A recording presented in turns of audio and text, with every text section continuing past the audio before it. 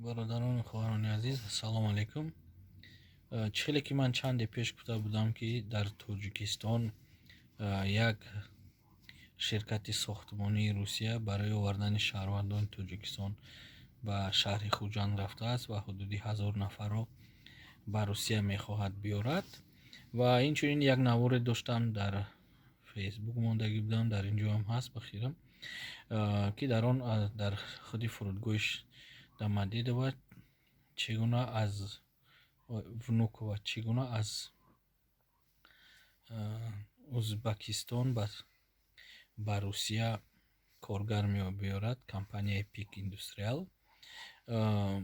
در آنجا چند نفرم در شهرها یعنی که کامنت ها نوشته بودند که این فیرماهای خوب نیستن، نقد نیستن، به قول مردمی گویم کیدل شکن کیدل میکنن و الکای در چند روزی اخیر چند شهروندی ازبکستان به ما مراجعت کرد و گفتن که آنها رو قریب که گروگان گرفتن، یعنی که زلاجنیک. آنها رو گفتن که ما شما رو از روسیه به در میکنیم، یعنی که دیپارتاسیا میکنیم، اخراج میکنیم، با پلیس میدهیم. نماینده های ما به اونجا رفتن و در حقیقتا با کارمندان آنها واخوردن گپ زدن، ولی در روز دوم باشد شهروندان ازبکستانی رو در خانه هاشون قلف زدن. آنها با ما مراجعت کردن گفتن که ما نمیخواهیم که با اینها کار کنیم و در حقیقتا در آنجا معلوم شد که این اونها همون شرطنامه کاریشون با ما فرستادن. در شرطنامه نوشته است که 40 ساعت کاری، یعنی که 8 ساعت در روزش، ولی در اصل بوشه زیادتر کار میکردن و مبلغ کاریشون 21000 روبل نوشته شده است. خود فکر کنید که 21000 روبل چی می شود.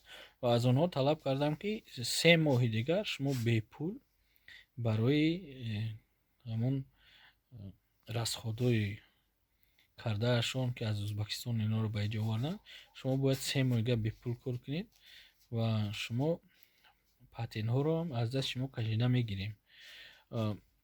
و بعد مراجعت ما پلیس رو دعوت کردن، نماینده های خدمات مهاجرت ازبکستان رو خبر کردن، سفارت و کنسولگری رو، اونها رو بعد چند سر دادن و الکای حکومت ازبکستان با کمپانی پیک شرطنامه را قطع میکند. معلوم شد که طرفدار این شرطنامه و نفری که با اینها شرطنامه داشت از شناسین، این یکی از زمینیستروی ازبکستان بوده است، یکی از کارمندان بلند مقام.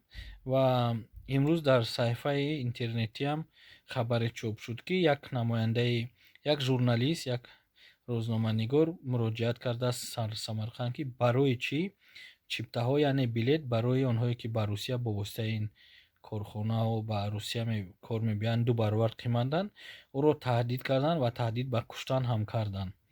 از این خاطر چند نفر گم با ما در تماس شدن که این کمپانی ها فریب میکنن، خصوصا وقتی که به ما شرطنامه رو فرستادن، یعنی که دگاور رو. در دگاور پیک اندستریال است و یک کمپانی امپریال است یا که خیلی نامش، اون باز شرطنامه ایلوگی بسته اونها رو به تخستروی به کار روانه کرده است. اینکه نزدیکی خودی همون مرکز خدمات مهاجرتی ولایت مسکو نزدیکی اونجا کار میکنن. خود فکر کنید که الکه این کار غیر قانونی هست، چون که شرطنامه باید که در یک کارخانه باشد و این که میگوین اوتسورسینگ استفاده میبرن یا که طرزی که باید که اینا باز با اینها شرطنامه ایلوگی بندن، ولی این شرطنامه ها نیستن و در آخر وقتی که این برادران در اینجا کار کردن، اونها میتونن که مبلغ نتیان و گویان که رفته از همون با کدام کارخانه شرطنامه دارید. به مثل که در کارخانه های در مگزین های پیتیوروچکا پریکروس چون این حادثه ها بسیار رخ میدهند، و این همین خیلی است، کسی جوابگویی نمیده. از این روز خاطر رسان میکنه که چخیلی که بعد مراجعت میکنن که ما رو کیدت کردن، میگویی که چخیل کار در اومدی، میگوید که با تلفن زنگ زدن یا یک شناسه هم کار میکرد. چون این کار نکنید، حتما شرطنامه بندید، چون که شما رو با طریق کارفرمایان جداگانه шуморо мефиристанд ба ин магазинҳо ё ки ба ин сохтмонҳо ва шумо маблағи худро гирифта наметавонед. Шартнома ки надоред гирифта наметавонед, ё ки пули шартнома агар ки кам навистагӣ боша имзо накунед, нагиред, чунки дар оянда шумо агар ки ба додгоҳ муроҷиат кунед ҳамин маблағро ба шумо медиҳанд. Яъне ки ваъда метиҳанд 40-45 ҳазор, дар аср дар корхона 20 ҳазор, дар ҳамон шартнома 20 ҳазор менависанд. Аз ин хотир чунин шартномаҳоро имзо накунед. Ва мо дар ин ҷо ҳамон перепискамона бо ҳамон бародарони узбак мемонем ки дар муроҷиат карданд ва инчунин боз ҳам мегӯям ки аз ин корхонаҳо эҳтиёт кунед.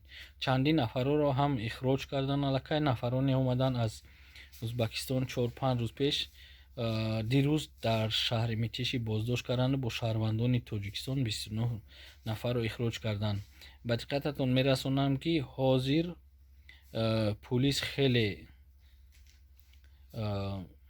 баъди ин ки қадар хапу дам буд, пулис хеле фаъол шудааст ва тафтишоти ҳуҷҷатҳо хеле зиёд шудааст. Ба ҳар ҳол эҳтиёт кунед, ҳарчанд ки то 15 июн шумо ҳақ доред ки бе регистратсия, яъне ки фаъолият кунед, вале бояд ки иҷозатномаи кори, яъне ки патент дошта бошед ҳатман.